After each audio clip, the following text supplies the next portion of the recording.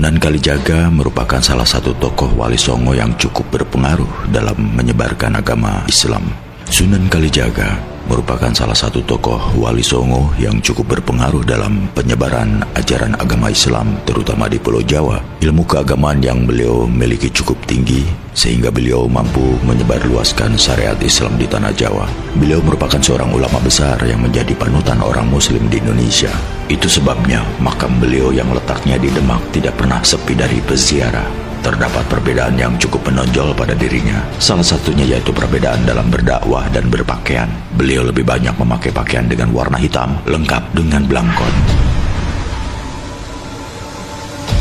Biografi Sunan Kalijaga. Nama asli dari Sunan Kalijaga yaitu Raden Said. Beliau lahir pada tahun 1450, seorang putra Adipati Tuban yang merupakan tumenggung Wiltaktika atau lebih terkenalnya dengan sebutan Raden Sahur. Beliau memiliki beberapa nama lain, diantaranya yaitu Pangeran Tuban, Raden Abdurrahman, Lokajaya, dan Syekh Malaya. Terdapat asal-usul mengenai nama Kalijaga menurut masyarakat yang berada di Cirebon, tepatnya di desa Kalijaga di Kabupaten Cirebon. Ketika beliau tinggal di Cirebon, beliau sering melakukan kegiatan berdiam diri di sungai atau menurut bahasa Jawa yaitu Jogo Kali. Kegiatan berdiam diri tersebut karena atas perintah Sunan Bonang. Kisah sejarah Sunan Kalijaga sebelum diangkat menjadi Wali Songo.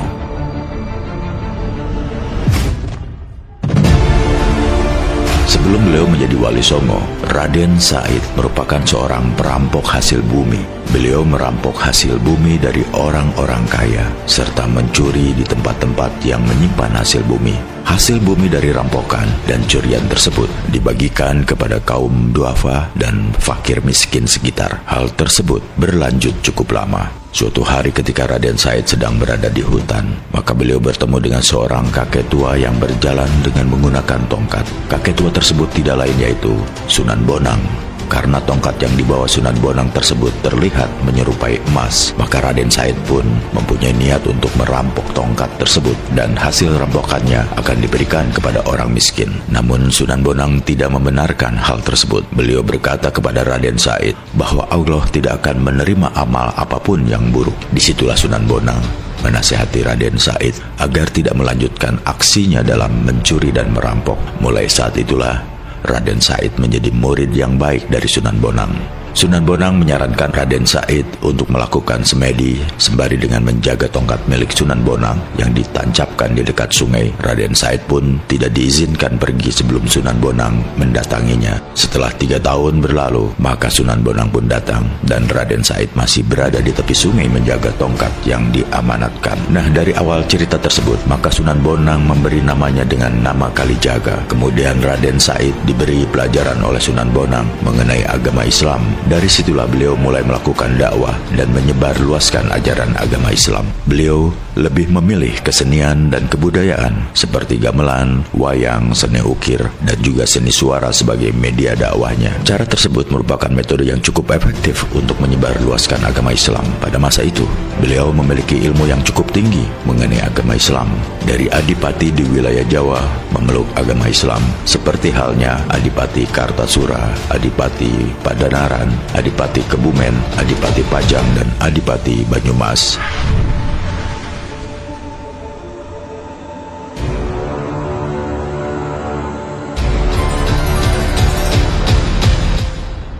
Keturunan Sunan Kalijaga.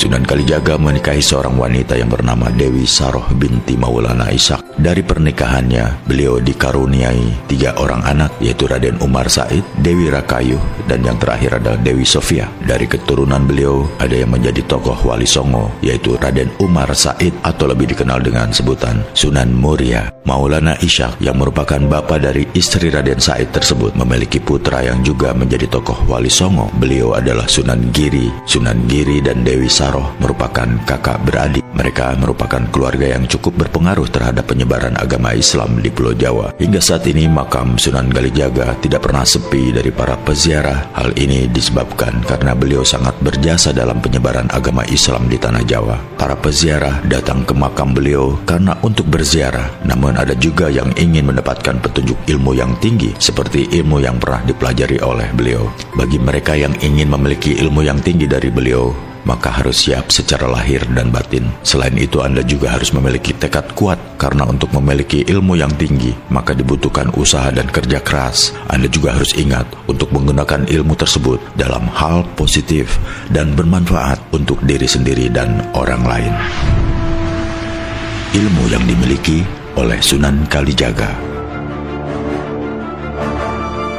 Beliau kaya akan ilmu yang diwariskan oleh Sunan Bonang. Ilmu tersebut sangat bermanfaat dan masih diterapkan oleh masyarakat hingga saat ini. Karena ilmu tersebut memiliki banyak manfaat, seperti melancarkan datangnya rezeki, minta perlindungan kepada Allah, hingga untuk memperoleh kewibawaan. Banyak orang yang belajar ilmu dari beliau dan ingin menguasainya. Beberapa ilmu yang beliau kuasai dan sangat bermanfaat untuk alam kehidupan manusia. Yang pertama, sapu angin. Ilmu sapu angin merupakan salah satu ilmu yang berguna untuk mentransfer kekuatan dalam segala keperluan. Ilmu ini sangat cocok diamalkan bagi mereka yang ingin terhindar dari mara bahaya. Seseorang yang mampu menguasai ilmu ini, maka ia dapat mempercepat dan memperlincah dengan gerakan tubuhnya ketika terjadi bahaya.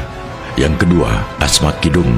Ilmu asma kidung berguna untuk menangkal serangan ilmu gaib seperti guna-guna, santet, teluh, dan pelet. Selain sebagai penangkal, ilmu ini juga berguna sebagai pagar untuk menghalangi dari serangan gaib. Sunan Kalijaga menciptakan sebuah lagu berjudul Kidung Rumokso Ing Wengi. Kidung tersebut memiliki arti yang mengandung doa keselamatan dan mampu menolak kekuatan jahat dari setan. Yang ketiga, Aji Tapa Pendem. Aji Tapa Pendem merupakan ilmu yang berguna untuk keselamatan dan memiliki kekuatan supranatural tinggi. Untuk memperoleh ilmu ini, maka dapat ditempuh dengan dua cara, yaitu mengubur badan di dalam tanah sebatas leher dalam waktu yang cukup lama. Sedangkan cara yang kedua, yaitu mengubur seluruh badan di dalam tanah.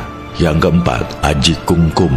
Aji Kungkum merupakan ilmu yang bermanfaat untuk ajian silat secara gaib untuk perlindungan dan menjaga keselamatan diri. Kata kungkum berasal dari bahasa Jawa, artinya berendam. Untuk memperoleh ilmu ini, maka seseorang harus berendam di dalam sungai dalam waktu yang lama.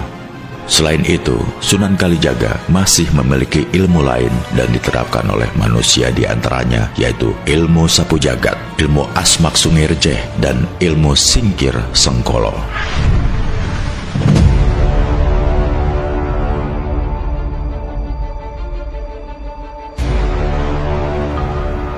Kisah perjalanan Sunan Kalijaga.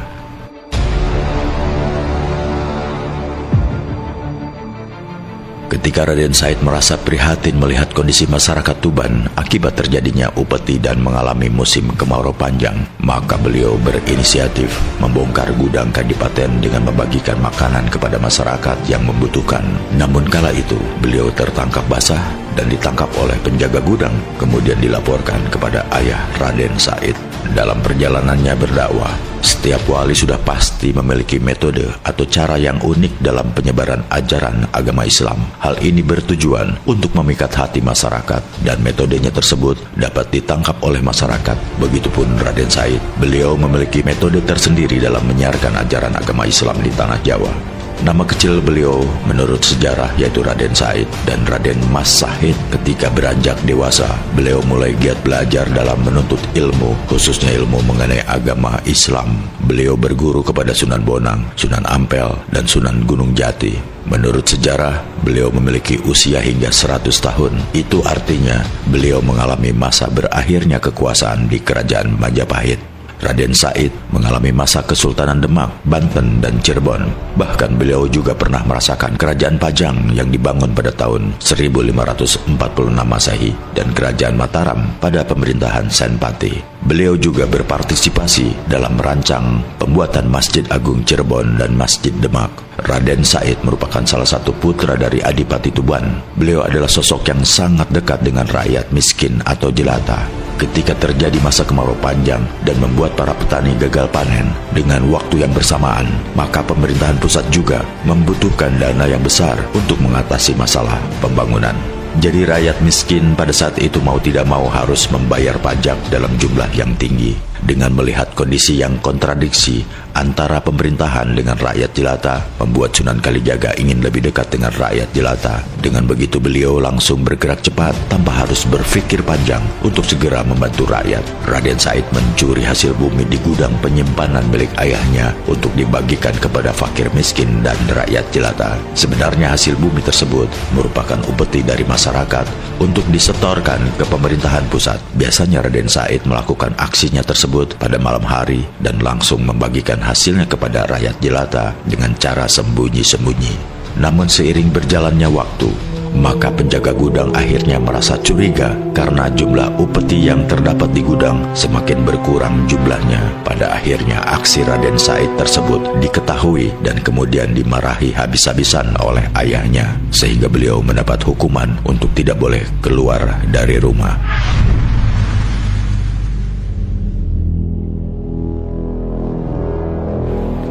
Saat berguru kepada Sunan Bonang.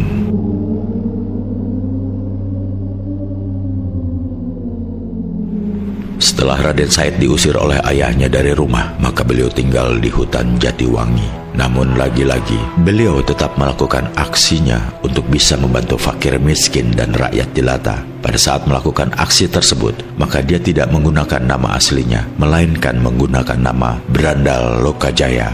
Pertemuannya dengan seorang kakek tua yang mengenakan baju putih dan menggunakan tongkat emas berkilauan. Dengan seketika Raden Said merebut tongkat milik kakek tersebut dan membuat kakek tersebut jatuh tersungkur. Kakek tersebut bangun sambil mengeluarkan air mata. Ketika kakek tersebut memegang tongkatnya, maka Raden Said mengamatinya. Ternyata tongkat kakek tersebut tidak terbuat dari emas. Karena beliau melihat kakek tua itu menangis, maka lantas tongkat tersebut dikembalikan. Kakek menangis tersebut bukan karena beliau terjatuh atau karena tongkatnya diambil. Namun beliau menangis karena pada saat terjatuh tidak sengaja ada rumput yang tercabut. Kemudian kakek tersebut menjelaskan kepada Sunan Kalijaga bahwa tindakan yang beliau lakukan tersebut sudah sangat salah. Ibaratnya mencuci baju yang kotor menggunakan air kencing, maka akan mengotori baju tersebut dan pakaian justru akan menjadi bau. Mendengar penjelasan kakek tersebut, maka Raden Said diam termenung. Raden Said pun dibuat takjub dengan keajaiban yang ditunjukkan mengubah pohon aren menjadi emas. Karena penasaran beliau memanjatnya. Namun ketika hendak mengambil buahnya, tiba-tiba pohon tersebut rontok dan mengenai kepalanya. Akhirnya beliau terjatuh dan pingsan. Setelah Raden Said tersadar bahwa kakek tersebut bukanlah orang biasa, sehingga timbul rasa ingin belajar kepadanya. Akhirnya dikejarlah orang yang berbaju putih tersebut. Setelah berhasil dikejarnya, beliau menyampaikan keinginannya untuk berguru kepadanya. Kemudian Raden Said diberi sebuah syarat, yaitu Raden Said diperintahkan untuk menjaga tongkat dan tidak boleh beranjak sebelum kakek tersebut kembali menemuinya. Kegiatan tersebut dilakukan oleh Raden Said hingga 3 tahun lamanya. Saat rindu terhadap ibunya. Ibu kandung Raden Said tidak pernah tahu jika putra kesayangannya telah kembali ke tanah kelahirannya. Beliau kembali ke Tuban, hanya saja tidak secara langsung kembali ke istana Kadipaten Tuban, melainkan singgah ke tempat Sunan Bonang terlebih dahulu dan berguru tentang ilmu agama dan mengamalkannya.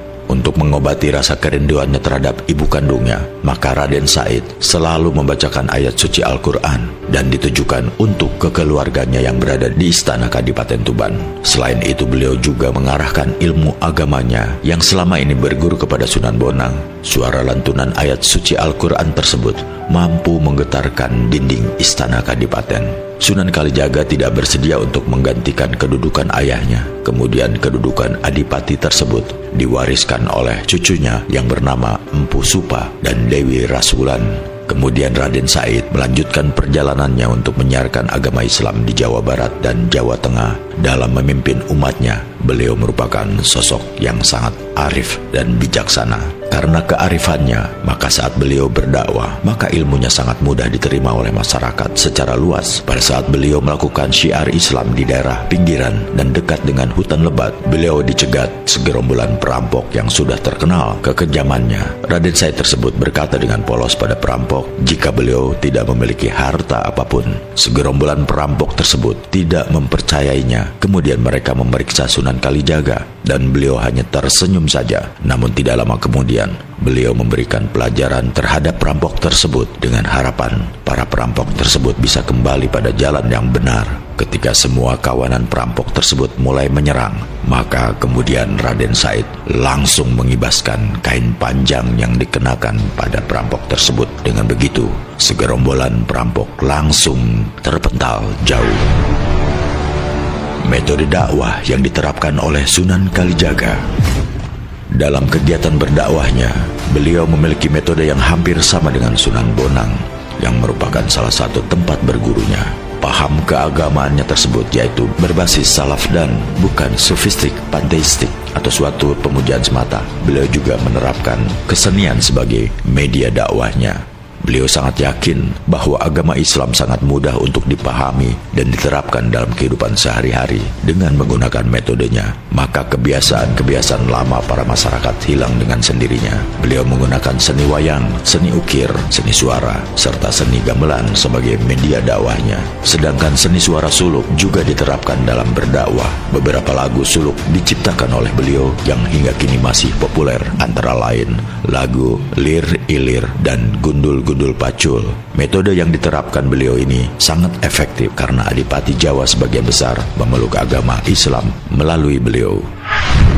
Pusaka peninggalan dari Sunan Kalijaga. Nama Sunan Kalijaga memang sangat melegenda di masyarakat hingga kini, khususnya di tanah Jawa.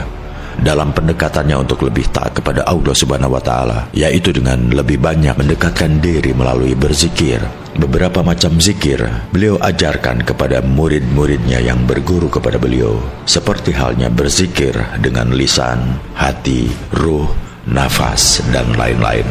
Ketika menjalankan dakwah di Pulau Jawa, beliau memiliki sejumlah benda pusaka yang diketahui selalu menemaninya saat berdakwah. Konon katanya, Raden Said memiliki ilmu kesaktian dan kanuragan yang tidak lain karomah beliau sebagai seorang wali. Ilmu yang beliau miliki tersebut dikenal sebagai ilmu Aji Jagat. Meskipun beliau memiliki karomah yang sangat luar biasa, namun tidak membuat beliau menjadi lupa diri. Akan tetapi beliau menggunakan ilmu tersebut untuk berdakwah serta menyebarluaskan ajaran agama Islam di seluruh pelosok tanah Jawa. Menurut cerita yang telah beredar di kalangan masyarakat luas di Jawa, bahwa Sunan Kalijaga memiliki beberapa benda pusaka. Benda pusaka yang beliau miliki diantaranya yaitu api alam, keris Nyai Cerubuk, batu bobot, sendang atau sumur, tongkat Kalimasada, dan rompi Ontokusumo atau benda pusaka yang terbuat dari kulit kambing. Oleh karena itu, perjuangannya dalam menyebarkan agama Islam harus selalu kita hormati dan dilanjutkan perjuangannya. Ketika beliau mengajak orang untuk masuk Islam, yaitu menggunakan metode yang cukup santun, arif, dan menarik hati masyarakat tersebut. Perjalanan dakwahnya dalam mengajak orang untuk masuk Islam, yaitu menggunakan niat yang tulus tanpa menggunakan cara apapun. Cerita di balik lukisan Sunan Kalijaga. Pernahkah Anda menggambarkan 9 wali atau wali songo penyebar ajaran agama Islam di Pulau Jawa? Gambar wali songo tersebut sangat terkenal karena dibuat poster dan dijual di pasaran. Gambar Sunan Kalijaga berbeda dengan gambar 8 wali lainnya. Beliau digambarkan berkumis tanpa adanya jenggot. Beliau mengenakan kostum surjan dan memakai belangkon di kepalanya. Sedangkan 8 wali lainnya mengenakan kostum jubah dan mengenakan surjan di kepalanya. Ternyata ada 2 versi gambar beliau yang diketahui oleh masyarakat luas. Ada gambar beliau yang lebih awal, sekitar tahun 1970-an. Cerita lahirnya gambar beliau yaitu bermula pada saat Suhadi yang berusia 102 tahun yang tinggal kurang lebih 40 km jika ditempuh dari pusat kota Demak. Beliau bermimpi oleh seseorang yang diyakini bahwa beliau adalah Sunan Kalijaga. Berawal dari mimpi tersebut, maka dituangkan menjadi sebuah lukisan. Berdasarkan mimpi tersebut, maka dibuatlah lukisan beliau yang kemudian ditunjukkan kepada Raden Ahmad Mulyadi, yaitu seorang sesepuh atau juru kunci masjid dan makam Raden Said. Beliau sangat terperanjat karena lukisan yang diberikan itu sama persis dengan orang yang pernah hadir dalam mimpinya hampir 10 kali. Maka dilakukanlah kompromi. Apa yang terlihat di dalam mimpinya tersebut yaitu Sunan Kalijaga, salah satu dari 9 wali. 5 konsep kehidupan yang diajarkan Sunan Kalijaga. Yang pertama, Marsudi Ajining Sarira. Konsep pertama yang diajarkan beliau adalah Marsudi Ajining Sarira. Dalam ajaran tersebut, maka kita diajak untuk menghargai pada diri sendiri. Setelah menghargai diri kita, maka baru kita menghargai orang lain. Yang kedua, manembah. Manembah artinya yaitu menyembah. Dalam konsep kehidupan ini, beliau mengajak kepada kita untuk menyembah Allah Subhanahu wa Ta'ala, yaitu sebagai Tuhan pencipta alam semesta. Menyembah juga memiliki arti mematuhi atas segala perintah dan menjauhi larangannya. Hal tersebut sudah tercantum dalam hadis maupun kitab suci Al-Quran. Yang ketiga, mengabdi. Mengabdi atau bakti, yaitu di mana beliau mengajak para pengikutnya untuk berbakti kepada orang tua yang sudah melahirkan serta membesarkan kita, berbakti terhadap agama, bangsa, dan negara.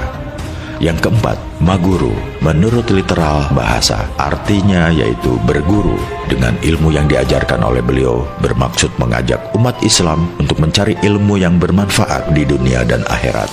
Yang kelima, mertapa. Konsep ajaran Islam yang terakhir diajarkan oleh beliau yaitu mertapa. Menurut bahasa, bahwa kata mertapa memiliki arti bertapa.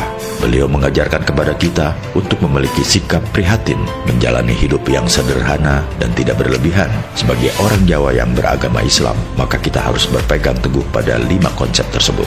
Kita semua diajarkan untuk banyak menyembah Allah, mendekatkan diri kepada Allah melalui ibadah wajib, wirid, zikir, dan ibadah sunnah lainnya. Kita juga diajarkan untuk lebih banyak melakukan tirakat dalam menjalani kehidupan dengan lebih prihatin terhadap keadaan. Selain itu, kita juga dianjurkan untuk hidup tidak berlebihan meskipun kita berkecukupan secara materi. 5 konsep itu merupakan anjuran Sunan Kalijaga yang sangat berharga untuk kita semua. Ajaran tersebut harus kita contoh, diterapkan, dan diteladani oleh semua generasi penerus bangsa Indonesia. Generasi bangsa yang bisa menghargai diri sendiri dan orang lain, taat beribadah kepada Allah, taat kepada orang tua, agama, bangsa, dan juga negara.